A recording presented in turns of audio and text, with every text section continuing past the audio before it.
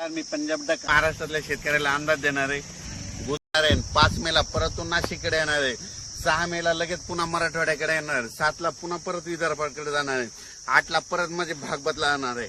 म्हणजे असं किती 6 मे पासून ते जवळपास 13 मे पर्यंत दररोज 2 दिवस ह्या भागात, दुसऱ्या दिवशी त्या भागात, पुन्हा ह्या भागात, ह्या भागात, म्हणजे दररोज भाग बदलत सर्वदूर नाही पडणार पण अवकाळी असणार आहे म्हणून हा अंदाज लक्षात द्यायचा.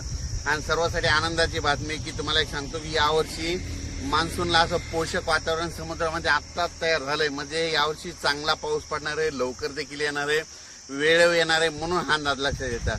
आणि तुम्हाला एक सांगू इच्छितो की यावर्षी जवळपास 19 मेला अंदमान बेटावर मान्सून दस्तक देणार आहे. म्हणजे 19 मेला अंदमानवर मान्सून येणार आहे 19 मेला म्हणून हे लक्षात येतं. आणि तिथून काय होतं की लगेच तिथून कंप्लीट 22 दिवसाला आपल्या केरळला येतो. तिथून 4-5 दिवसात म्हणजे 15-16 जूनच्या दरम्यान आपल्याकडे पाऊस येण्याची शक्यता आहे म्हणून हे लक्षात येतं. यावर्षी चांगला पाऊस आहे, खूप पाऊस पडणार आहे, त्याच्यामुळे काही चिंता करायची गरज नाही.